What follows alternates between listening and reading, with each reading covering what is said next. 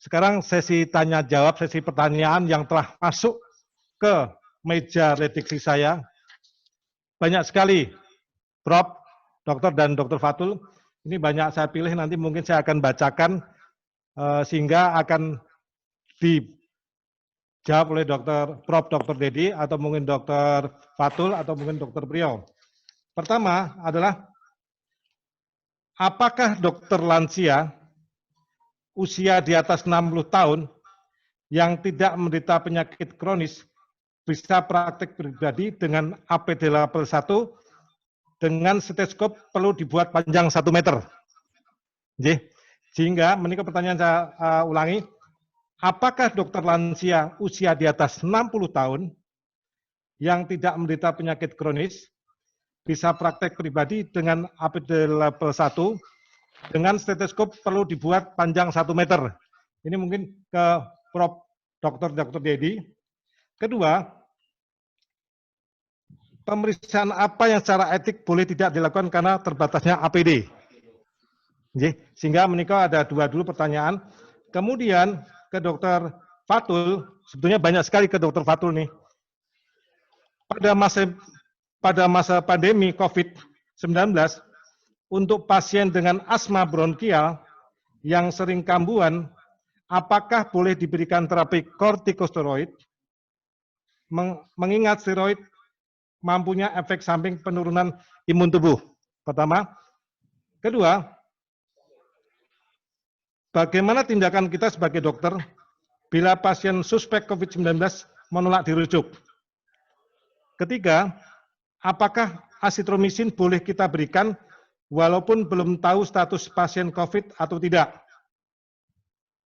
Keempat, bagaimana prosedur yang telah jika di FKTP dokter curiga dengan memeriksa suspek COVID-19? Ke Dokter Priyo, di sini satu Dokter Priyo, yaitu apa yang harus dilakukan apabila menemui pasien bergejala seperti COVID-19? Pemeriksaan penunjang apa yang ada di rumah sakit tipe D yang bisa mendukung screening COVID-19 di IGD selain pemeriksaan dan ronsen fototorak? Itu Dokter Priyo. Mungkin tadi yang pertanyaan tadi mungkin bisa dijawab sama Prof. Dokter Dedi, kemudian Dokter Fatu dan Dokter Priyo. Waktu kami persilakan kepada Prof. Dokter Dedi. Terima kasih Pak Moderator. Jadi mungkin saya nanti minta bantu ke Dokter Fatur, karena menyangkut tadi usia lansia 60 tahun. Secara prinsip sebenarnya APD yang digunakan pada level 1 pada ruang konsultasi, kemudian menjaga jarak yang berapa tadi dengan stetoskop 1 meter ya, 1 meter. Mungkin yang perlu dipertanyakan adalah apakah stetoskop 1 meter itu masih bisa mendeteksi secara baik atau bisa untuk mendiagnosis pada kasus seperti ini. Mengenai usia itu mungkin tergantung pada beberapa SP rumah sakit. Ada yang beberapa rumah sakit menetapkan bahwa usia 60 ada atau tidak komorbid, maka sebaiknya menghindari dulu praktek. Ataupun ada yang rumah sakit yang mengatakan lebih dari 65 tahun ada atau tidak komorbid, menghindari praktek mandiri. Jadi, nah, apakah ini berarti bahwa 1 meter itu oleh karena usianya atau karena masalah distancing-nya, kan seperti itu ya. Kan seperti ini masalahnya seperti di kasus ini adalah usia itu berusaha diatasi dengan stetoskop yang 1 meter tersebut. Sementara kalau misalnya kalau kita lihat pada level 1 sepertinya tidak ada mengatakan bahwa stetoskop 1 meter itu bisa untuk menggantikan proses untuk mendiagnosis.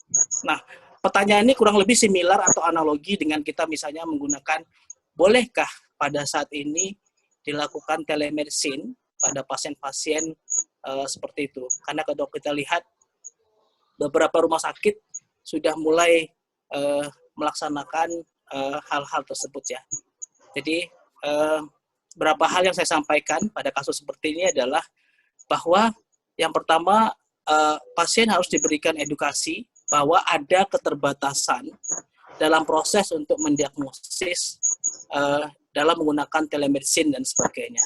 Oleh karena itu, kita perlu sampaikan di awal bahwa oleh karena keterbatasan ini, dan kita harapkan bahwa pasien menerima hal tersebut, dan jika ada hal-hal seperti ini dan sebagainya, itu juga mesti disampaikan dan kemana pasien harus segera mencari pertolongan. Yang kedua yang harus diingat bahwa sebaiknya sejauh mungkin pada kasus-kasus yang menggunakan telemedicine ini diupayakan untuk pasien-pasien yang bukan datang untuk pertama kali ya, tapi menjalani follow up seperti itu. Nah, kalau melihat seperti ini adalah kasusnya bukan gawat darurat, tapi situasinya yang gawat darurat. Nah, oleh karena situasinya yang gawat darurat, tentu yang berlaku di sini tidak hanya masalah sesuatu yang masalah etik normal atau suatu medico legal normal ataupun yang normal, tapi adalah semaksimal mungkin yang bisa kita laksanakan. Kembali lagi ke sana, saya nanti mohon dibantu Dr. Fatur, apakah 60 tahun tanpa komorbid boleh praktek dengan yang 1 meter tersebut. Tapi standarnya selama ini saya belum pernah mendengar ada stetoskop yang 1 meter ya. Jadi mungkin lebih baik diatasi dengan SPO rumah sakit. Apakah 60 itu masih boleh praktek atau tidak pada pandemi ini? Jadi tidak harus dengan memanjangkan stetoskopnya. Mohon dibantu Dr. Fatur. Oke, ya terima kasih Prof atas pencerahannya untuk kita semua. Ya, terkait dengan faktor risiko. Ya, jadi kan prinsipnya kita sebagai seorang dokter itu memberikan pelayanan, tetapi kita juga terikat oleh kode etik bahwasanya kita harus menjaga keselamatan dan kesehatan kita sendiri. Gitu. Nah, pada COVID-19 ini, umur itu sesuatu hal yang menjadi faktor risiko, ya, menjadi faktor risiko seseorang mudah sakit apabila terinfeksi COVID-19. Ya. Nah, apabila umur 60 di atas 60 tahun terinfeksi COVID-19, maka ini berisiko manifestasi dari infeksinya itu bisa bermanifest sebagai pneumonia yang berat. Sehingga beberapa Fasiankes, fasilitas kesehatan, memberikan himbauan bahwasanya yang 65 tahun ke atas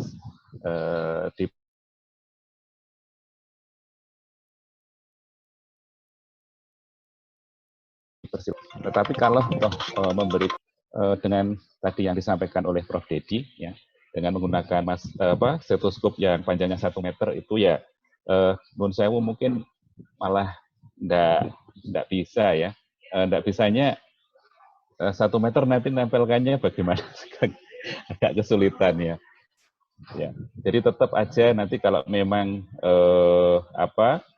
harus memberikan bantuan pertolongan, ya menggunakan stetoskop yang biasa. Tetapi pasien yang diperiksa, ya pastikan menggunakan masker, ya. Kemudian teman sejawat dokter tersebut juga menggunakan minimal masker bedah, nggak boleh tidak, gitu ya. Jadi yang tadi disampaikan APD level 1 sudah melindungi. Syukur-syukur di tempat ruangannya itu dibuat agar alur udaranya itu bisa mendekati ventilasi terbuka. Sehingga apabila ada konsentrasi virus COVID-19 itu cepat terdilusi dari ruangan tersebut. Mungkin demikian, Prof.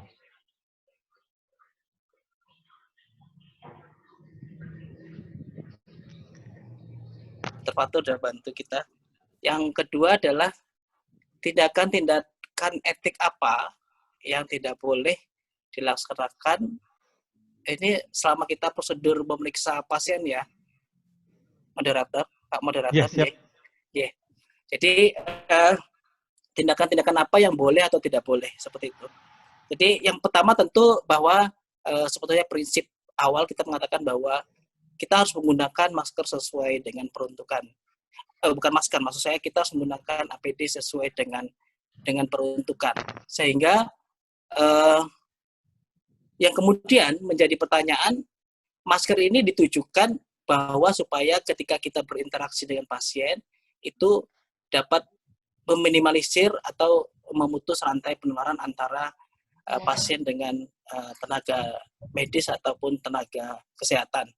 Sehingga kalau bertanya secara etis apa yang tidak boleh kita lakukan atau yang tidak atau yang boleh kita lakukan pada kasus ini, jika prasyarat itu sudah dipenuhi, sebenarnya kita bisa melaksanakan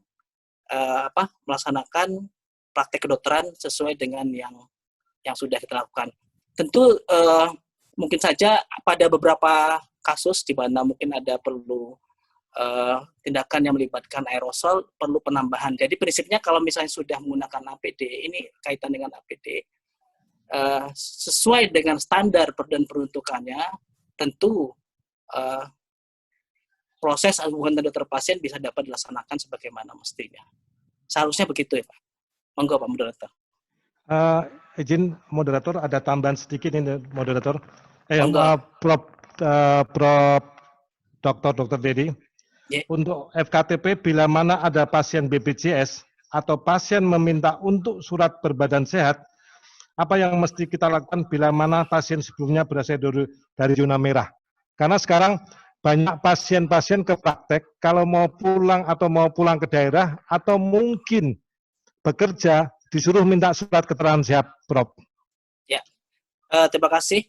Jadi kalau kita baca fatwa MUI, mudah-mudahan dari nanti ID Semarang bisa share ke anggotanya, Juknis sama fatwa MKIK, tentang bagaimana cara membuat surat sehat. Nah, di lampiran dari fatwa MKIK itu menyatakan bahwa tidak spesifik menyebutkan bahwa bebas COVID atau bagaimana, tapi hanya dikatakan bahwa sehat, gitu saja. Jadi di fatwa itu juga dikatakan mungkin keterangan bebas COVID atau misalnya tidak terjadi COVID dapat diberikan kalau misalnya sudah menjalani masa pandemi ini untuk pada kasus di mana orang yang minta surat keterangan bebas COVID, misalnya yang untuk dari zona merah atau sebagai ODP, mereka sudah menjalani masa isolasi mandiri 14 hari, kemudian perusahaannya minta, nah itu diberikan surat keterangan sehat seperti itu. Nah, bagaimana kalau misalnya pasien yang positif COVID, kemudian dia pasiennya perusahaan tahu atau mungkin tempat bekerja dia tahu, surat apa yang perlu kita berikan pada pasien yang seperti ini ya. Mungkin Dr. Sigit dulu pernah menjelaskan tentang rahasia pasien dan sebagainya. Jadi kalau kita baca fatwa MKIK itu tetap hanya mengatakan bahwa surat keterangan sehat saja seperti itu. Nah, walaupun di lapangan perusahaan tidak bisa menerima hanya surat keterangan sehat karena itu terlalu umum, sehingga ini mohon izin, ini pengalaman saya, Dok. Pengalaman saya kalau di Pekanbaru itu di rumah sakit di mana kita bekerja, kita biasanya memberikan hal seperti ini, surat keterangan hasil pemeriksaan bahwa pada hari ini tanggal sekian dan sebagainya kami telah melakukan pemeriksaan nama pasien ini dan sebagainya, bahwa berdasarkan pemeriksaan yang kami lakukan yaitu anamnesis, pemeriksaan fisik, laboratorium serta pemeriksaan penunjang, tidak ditemukan gejala-gejala yang menyerupai. Jadi kami lebih ngomong seperti itu karena mintanya lebih spesifik. Jadi kita nggak bisa ngomong bahwa bebas atau tidak bebas, tapi pada saat ini kita tidak menemukan gejala. Nah, surat ini berarti apa? Bisa jadi orangnya OTG juga kan seperti itu ya. Bisa jadi orangnya ODP juga seperti itu. Nah, jadi cuman ya kadang permintaan khusus mau nggak mau ketika kita berikan surat keterangan sehat, perusahaannya ngembalikan lagi dan nggak mau menerima hanya surat keterangan sehat. Akhirnya kita memberikan sebatas maksimal seperti itu yang mampu kita berikan, bahwa pada pemeriksaan hari ini berdasarkan anamnesis, pemeriksaan fisik, laboratorium sederhana, dan pemeriksaan penunjang misalnya apa, tidak ditemukan gejala-gejala sesuai dengan COVID-19. Mungkin seperti itu maksimal yang bisa kita berikan. Tapi ya alhamdulillah nggak ada kembali sih, walaupun mungkin kalau di lapangan begitu, Dok. Terima kasih, Dok. Terima kasih, Prof. Dr. Dedi Effendi. Mungkin langsung ke Dr. Fatul. Waktu kami persilakan. Ya, terima kasih, Dr. Samsudin. Yang pertama, pasien asma bronkial yang rutin menggunakan obat-obat asma, ya mungkin yang dimaksud adalah kortikosteroid inhalasi, ya. Kira-kira apakah ini aman? Karena memang salah satu efek samping dari kortikosteroid itu menjadi faktor risiko untuk mudah terjadinya sakit atau mudah terjadinya pneumonia. Ada beberapa penelitian yang satu sisi itu tidak masalah, di satu sisi memang harus lebih ekstra hati-hati. Jadi yang perlu sangat-sangat dihindari itu adalah penggunaan kortikosteroid yang sistemik. Ya, penggunaan kortikosteroid yang sistemik.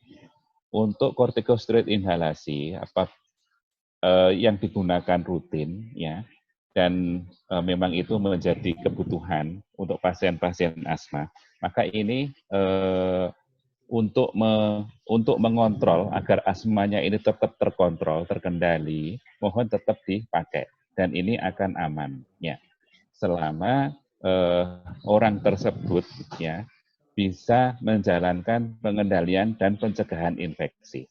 Itu intinya di situ. Jadi tidak menggunakan obat inhalasi pun, ya, kalau pencegahan pengendalian infeksinya itu tidak berjalan baik, maka dia akan berisiko untuk terinfeksi dan sakit pneumonia akibat COVID.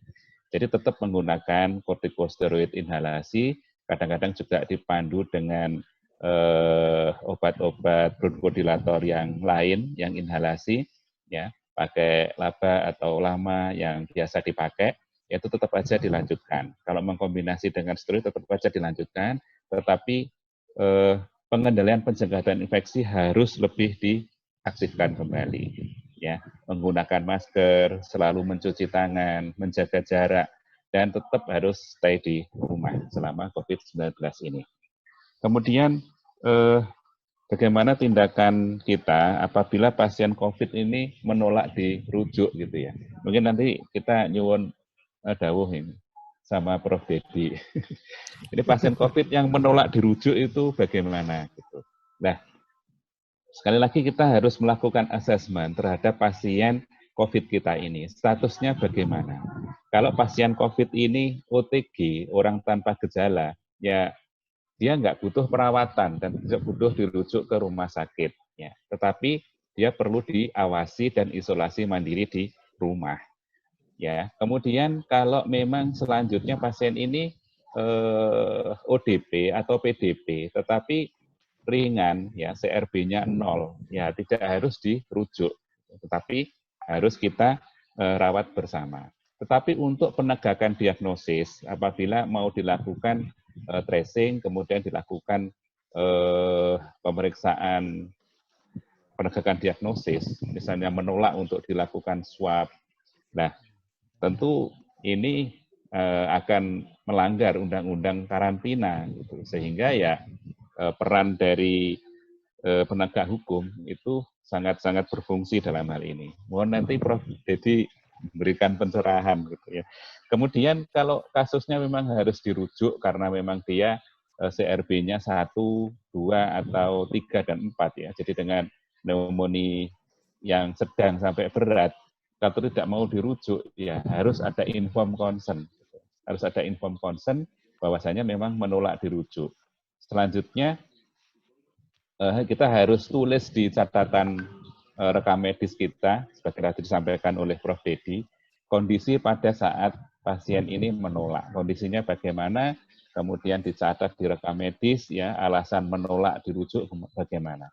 Tetapi yang lebih penting lagi kepada pasien yang terkait dengan COVID, baik ODP, PDP, apalagi confirm, yang merujuk menolak dirujuk, kemudian memilih untuk misalnya menetap di rumah, pengen meninggal di rumah misalnya seperti itu. Nah, ini keamanan lingkungan di sekitar pasien ini yang harus betul-betul ekstra, ya, harus betul-betul ekstra, ya, sehingga kita sebagai seorang dokter tidak mungkin sendirian menghadapi kondisi atau kasus yang seperti ini, ya. Karena nanti implikasinya cukup luas. Kalau dia memang meninggal, nanti penata laksanaannya tersendiri. Sekali lagi kuncinya kepada kita sebagai seorang dokter, yang pertama kali menentukan pasien ini apa, ODP, PDP, confirm. Kok menolak untuk dirujuk? Dan padahal dia memang indikasi untuk dirawat di rumah sakit karena derajat berat sakitnya. Dan dia memilih untuk dirawat di rumah dan pengen meninggal di rumah misalnya. Ini menjadi pekerjaan kita yang betul-betul penuh tantangan dan harus ditangani dengan serius. Kita harus koordinasi dengan aparat setempatnya, dengan kepolisian, dengan Koramil, ya, kemudian dengan kecamatan, dengan kelurahan, dengan RT dan sebagainya, untuk mengendalikan kondisi ini. Karena ini menjadi presiden yang tidak baik dan mempunyai impak yang tidak baik terhadap penyebaran pandemi ini. Jadi kalau ketemu dengan pasien seperti ini, kondisi seperti ini, ya ini betul-betul sebuah perjuangan. Ya, tetapi kuncinya kita harus koordinasi dan kita tidak boleh melepas begitu saja. Pasien pulang di rumah harus dalam pengawasan multisektoral. Ya, mohon nanti Prof. Dedi menambahkan. Kemudian terkait dengan azitromisin, ya, memang azitromisin, levofloxacin ataupun golongan-golongan penisilin yang lain itu memang dipakai sebagai terapi lini pertama, baik untuk ODP ataupun PDP, gitu ya.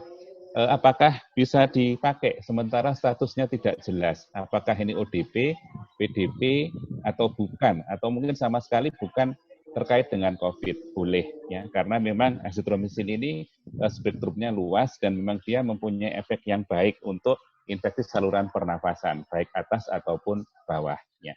Selain itu, azitromisin juga mempunyai efek antiinflamasi yang cukup baik untuk saluran pernafasan. Jadi untuk teman-teman nggak usah ragu-ragu untuk memberikan azitromisin pada apakah ini COVID atau bukan COVID.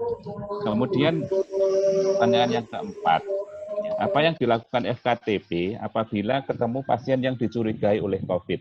Gitu ya, Pak Moderator ya. Ketemu pasien yang dicurigai oleh COVID ya di FKTP. Ya. Jadi kalau ketemu pasien yang COVID, kita harus menegakkan ini ODP, PDP atau PDP atau OTG gitu. Ya, ini OTG, ODP atau PDP. Ini harus kita pastikan statusnya apa gitu. Apalagi kalau kita berada di daerah transmisi lokal, misalnya di Semarang. Ketika kita ketemu dengan pasien demam, maka asesmen kita pertama, diferensial diagnosis kita pertama, ini harus menjurus ke arah COVID, gitu. Agar kita apa? Agar kita lebih hati-hati, ya. Agar kita juga bisa menemukan tadi COVID sedini mungkin, mendeteksi sedini mungkin, dan selanjutnya mendiagnosis sedini mungkin dan memberikan tata laksana sedini mungkin. Kita menemukan satu orang terduga COVID, terduga saja ODP atau PDP, ya.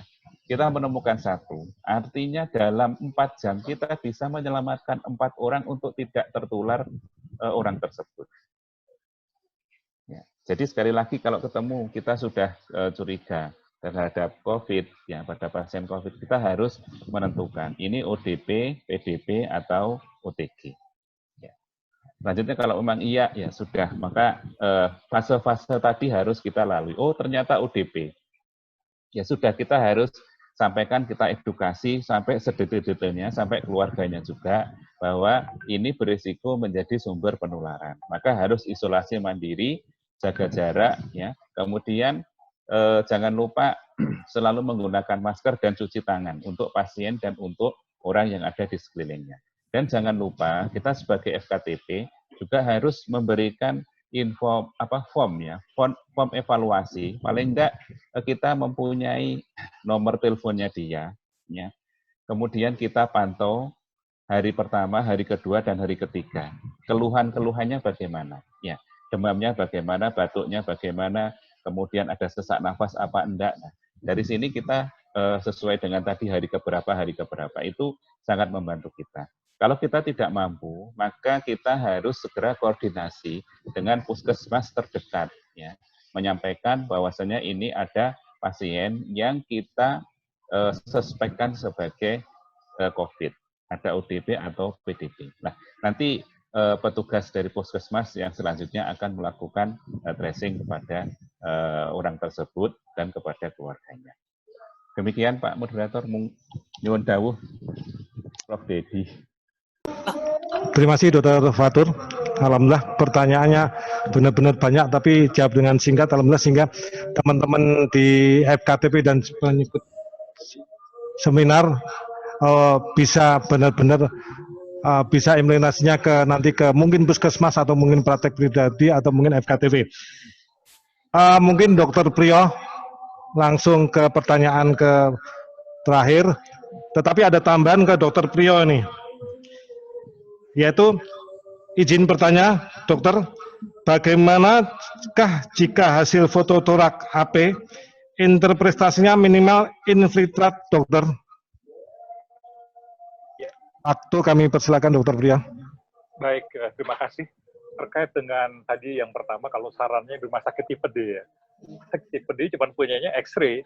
Dan tadi dalam kuliahnya Dokter Fatur jelas kan bahwa kalau kelihatan di foto toraks itu udah pasti minggu pertama. Jadi kalau tidak terlihat di foto toraks, tetapi misalnya gejala klinik, kemudian tadi faktor resiko jelas, saya pikir lebih baik di treatment atau dilakukan manajemen seperti COVID-19. Kenapa? Lebih baik kita overacting daripada kita kecolongan. Itu prinsipnya. Sampai nanti terbukti dia bukan, gitu kan? Nah, kalau tadi gambarannya minimal, ya minimal itu jelas gambaran pneumonia sebetulnya. Jadi kalau itu anggap saja sebagai COVID-19 dan dia sudah ada di dalam minggu pertama. Lakukanlah PCR itu, swab PCR itu yang paling penting. Nah, terkait tadi yang pertanyaan yang ada di Prof. Dedi, ada di Dr. Fatur, barangkali saya bisa memberikan kontribusi juga. Pertama, terkait usia. Kebetulan saya ini adalah Ketua Asosiasi Institusi Pendidikan Kedokteran Wilayah 2 di Jabodetabek. Saya diberi tugas oleh Pak Dirjen Dikti untuk menggalang relawan. Menggalang relawan dalam artian untuk menanggulangi COVID. Karena saya sebagai dekan dan asosiasi dekan di wilayah 2 itu ada 12 fakultas kedokteran.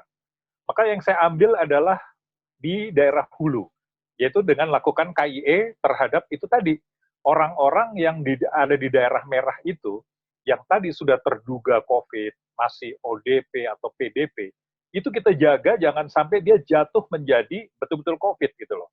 Dengan cara apa? Dengan cara itu dimonitoring oleh relawan-relawan yang ini adalah koas-koas dari Fakultas Kedokteran. Caranya bagaimana? Bekerja sama dengan puskesmas. Puskesmas dia tidak punya rentang tangan sampai ke bawah, kecuali memakai kader.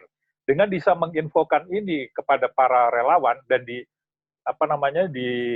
tiap provinsi itu ada. Di Jawa Tengah itu di Semarang setahu saya adalah Pak Iwang Yusuf dari UISU. Itu dia yang diberi tugas untuk menjadi koordinator relawan di wilayah itu. Jadi harusnya keberadaan beliau juga bisa dimanfaatkan untuk bagian dari networking ini karena beliau yang memegang relawan yang pada notabene adalah anak-anak SMKI, mahasiswa tuh, ya koas. Jadi itu bisa dipakai untuk menjadi jejaring untuk menangkap dan menjaga jangan sampai dia jatuh pada fase terakhirnya jadi COVID betulan gitu ya. Nah, soal komorbid ya, kalau kita lihat dari gambaran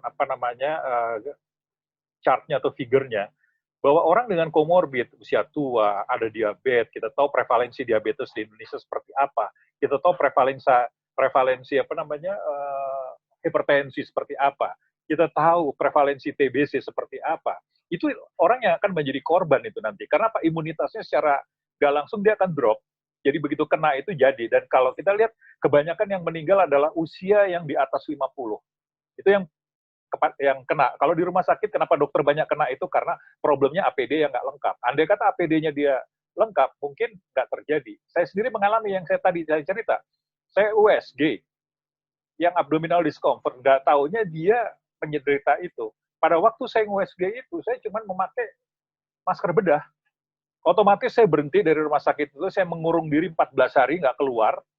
Saya berlakukan bahwa diri saya ini sudah menjadi seorang yang ODP, maka saya harus disiplin dan saya minta kepada manajemen untuk menyiapkan APD. Dan sekarang setelah saya keluar, saya USG tidak lagi memakai masker bedah, saya pakai betul-betul masker N95, kemudian memakai